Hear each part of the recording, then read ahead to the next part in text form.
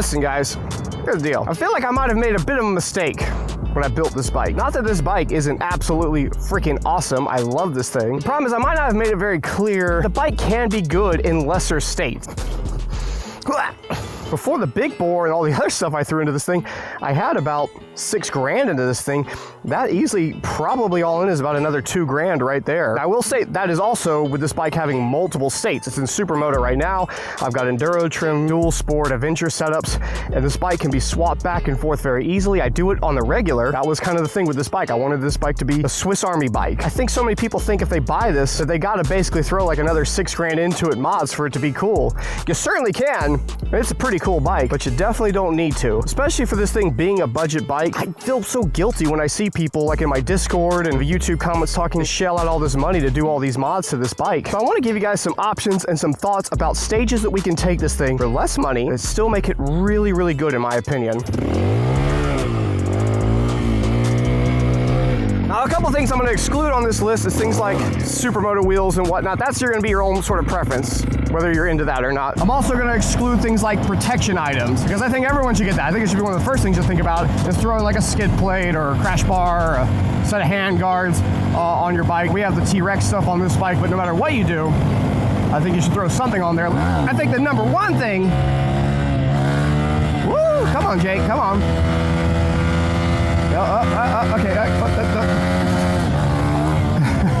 The number one thing you should do, nothing. Do nothing. This is the cheapest set of mods. Just enjoy the bike. You do not need to modify this bike to enjoy it. If I can get across anything to you, it's that. We're just getting a solid little dual sport. Is it the most powerful? No, the engines definitely could use a little more oomph. But the bike is a good bike. It just works. It'll go on the road. It'll go off-road. It'll do the highway. It'll do it all. And with crazy long maintenance intervals. Pretty much better than any other dual sport dirt bike you're going to find out there. The maintenance intervals on this are insane. You got buddies with their KTM 6 days and CRF300Ls and all that other stuff. You will be able to ride with them. Maybe throw a little more aggressive set of tires and you'll be able to go with them. Now if they're going crazy enduro guys and they're flying up like some B-Rad shit, I don't give a shit if I had a bike that could do B-Rad. I can't do B-Rad shit, no matter what you put me on. For the most part, all your general trail riding, single track, whatever, it will be literally capable. Won't be the fastest, but it will be capable. But hey, maybe you're saying, Jay, I've got some coin. I want to make this bike a little better. What should I do first? If you're willing to do a little bit of work and spend a little money, here's what I think. We need to do something about the suspension, at least at this point. Do something like the Racetech spring kit, which we have in here, but not necessarily the gold valve right away. Just throw the spring kit in there. The spring kit is around $200. You're gonna pull one fork off on this side, pull the cap off, and you're gonna put this spring kit in there. It's pretty simple. I've got a video on that, but of course in my video I'm also throwing a gold valve in there and getting the forks coated. So I think some people have gotten a little confused with it. I try to make it as clear as I can. I think I've had people do extra steps they didn't need to because they didn't understand what parts that they were meant to do and what parts they weren't. There are other videos out there though showing how that spring kit goes in. Maybe like Rocky Mountain ATV or something had, doing the old 250L, which I believe is the exact same process. The fork is basically the same. And then for the rear, let's just grab a simple off-the-shelf Racetech spring. That's gonna get the bike miles better. From people I've heard from that have done those to their bike, they were like, dude, it's a whole different bike now. It's awesome. As far as performance stuff for this first level, I actually don't think you need to throw anything majorly performance-y to it, but you may have run into this issue is that the catch can, if you're actually trying to go quick off-road, and this will actually get compounded with the suspension as I found out. You're gonna start going quicker off-road, and the catch can, just from jostling, will fill with fuel, and the bike will run very terrible. If you legally can, depending where you live, I'd remove it. I have a video on that, removing that and the other emission stuff. Yeah, so nothing like big performance-y there. And that catch can thing is basically free to do. You don't need to retune to delete that. You should be fine.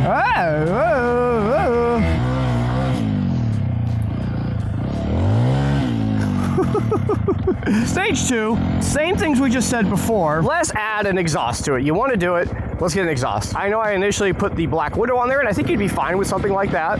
I think the Yosh probably is, it's definitely going to flow a little better. The only thing I'll say with the Black Widow, having lived with it for a while, it's very loud.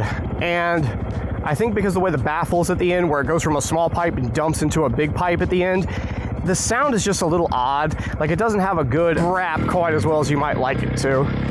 But if you go with like something like the full Yosh I've got here for a few more bucks, let's throw an aftermarket filter on there. I have a DNA because that was one of the only options at the time that when they did hook it up, so that was really cool of them. But yeah, it's kind of a pricier filter. The big thing that I was trying to get out of that filter was having a reusable filter. And since then, I do think like Twin Air or somebody has a filter for this, like a good foam filter. Foam is a good median for a motorcycle, dirt bike. It's cleanable, reusable, does a good job of filtering. Where the DNA style I have, just left to its own, I would do what I did where I put a pre-filter in front of it, like a little square of uni. And the two together I think work just fine. Oh, it's down this way.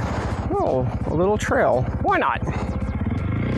With the increased flow on the exhaust and the intake, maybe by now it would be good to look at throwing the Power Vision on there. Like I've got the Power Vision 3, and I honestly think for those mods you'll be just fine with the factory map that comes on there, and this will definitely pump the bike up a little bit. It's going to get it a little more snappy. It's going to feel pretty good. Someone put a message right there. Dallas 2023 and some stairs. Now I'll give you a version 2.5. If you're willing to rip the whole airbox out, which is a little bit of work, you'll see it from my videos, I would then look at doing the full airbox set of mods to it. You could get away with the one where you just rip the snorkel off the top of it and put a bigger piece in there. I've done that in one of my videos on the intake. If you want to take it a little further, by actually removing the airbox, you can throw in the CBR air boot. I wonder if I can get over there without getting stuck in the mud. This could be a little vicarious. I'm gonna go around here in the grass and see how it feels. Tell this is already getting mushy. Yeah, I don't think so. I think we're gonna get stuck. Yeah, retreat, quick.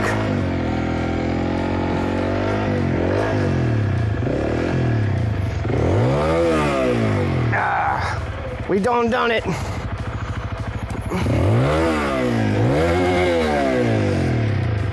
It's the front, we gotta get the front out. Ah, look at that, we broke through. If we hadn't broke through, we would have been just fine. Probably not, but you come here, front end. Yeah. Will the rear come around?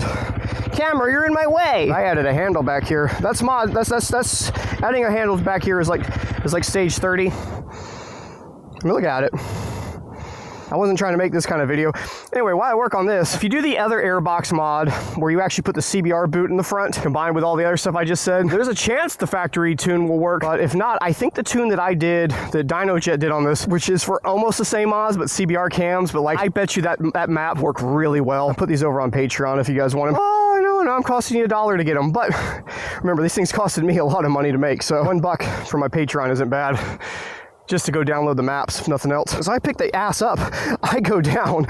I'm sinking in this this sherbet ice cream over here. It's like right there, it's good. I just sent my location to somebody in my Discord who's local, but of course he's off doing something right now. He's like, I could probably be there like an hour, but I'm gonna see. I don't want to inconvenience anyone. See, I sink when I pull. I'm Chuck Norris. When I pull up, the world goes down. Well, that's what's happening right now. The world's going down. I can lift it, I just can't get it. Let me look at my foot. I'm sinking. Anyways, mods. I think those Airbox mods, that exhaust would get you a lot more of a peppy of a bike. I mean, the bike almost feels like restricted stock.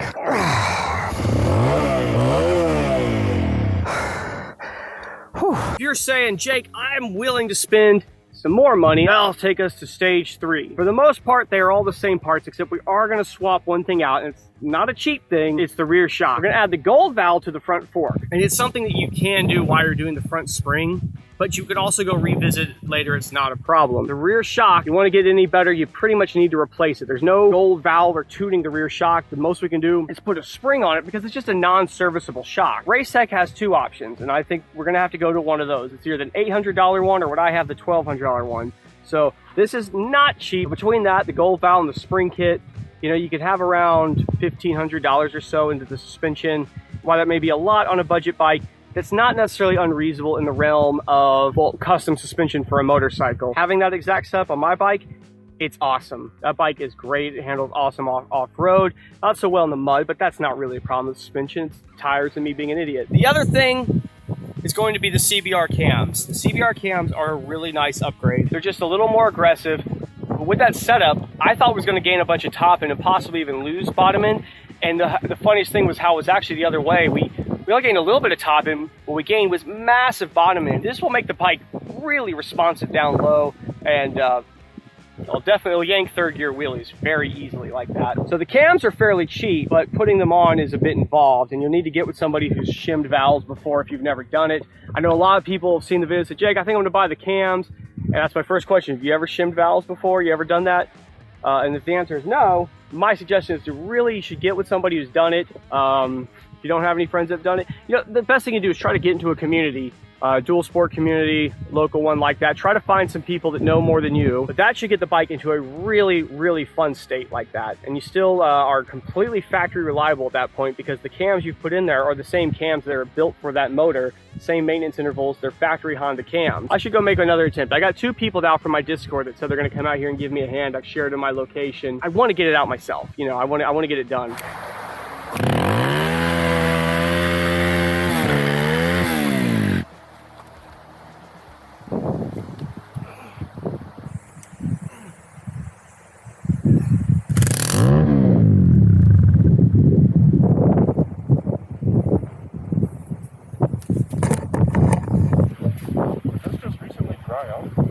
It recently just rained is what it was. This was probably dry as a bone like a week ago.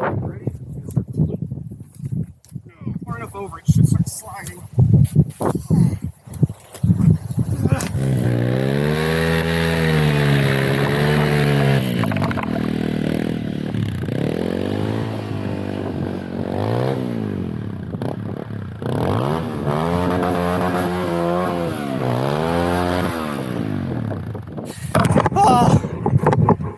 Like we made it out about 30 seconds ago.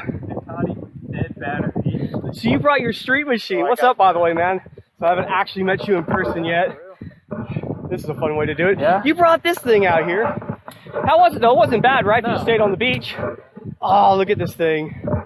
Classy bike here, folks. Woo! Oh, thank God for the Discord. Y'all should join. It's a good time. It's gonna be fun leaving here with that front tire like that. The thing here is I should get some of this off. I don't want to.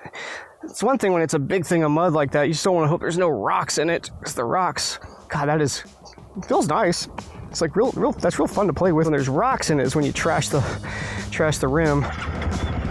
Everyone good?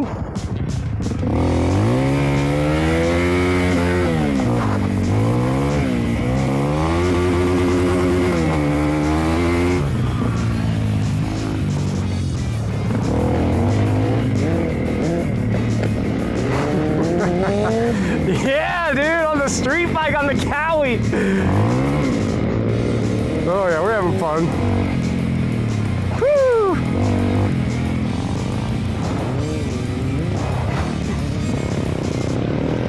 There's a tip for you. If you want to run this thing, I gotta be careful with all this mud. If you want to run this thing in a supermoto trim, maybe don't do that kind of.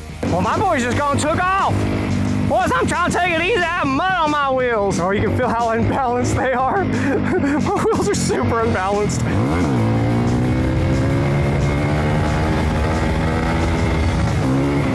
I got the heavy fender.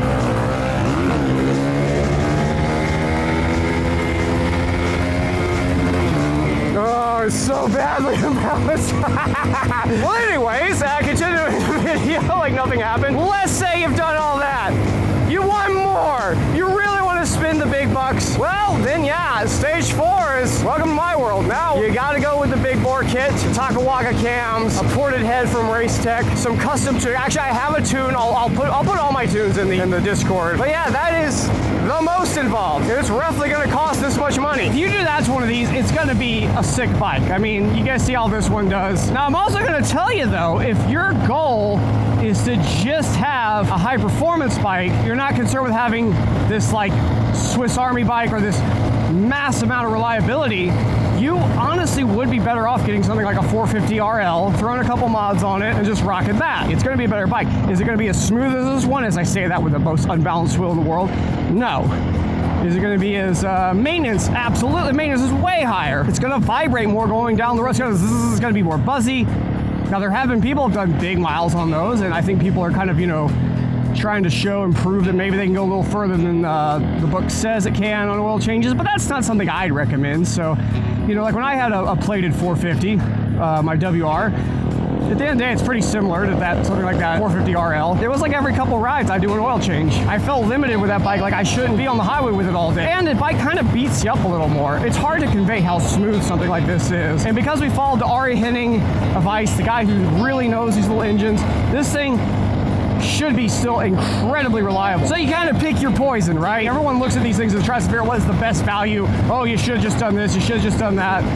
And ultimately, there's so many factors involved that it's hard to just make a blunt decision about what makes the most sense to do. I mean, you could be in a Nissan, what is this, a Maxima here? That's a Maxima, and just pull out in front of us and not even get on the throttle. You know those things haul ass if they want to. But anyway, huge thanks to Sean and Ben coming out and digging me out of the mud there. You guys are f***ing awesome. If you want to join that Discord, you gotta join the Patreon. It's also how you can get all those tunes I was talking about. It'll cost you all $1 a month. You should check that out if you can. It's a great time as I go almost into there, land and dive. And of course, it'll help support this channel. YouTube is basically a joke at this point. What they pay, what they do. I hate to use the word, the shadow banning, but it's true. It's there. I'm also on some other platforms. I don't know if those will pan out, but we're trying. You gotta try. And if you have any other questions, something you don't think I covered well, just ask it, and I'll get to you in the comments.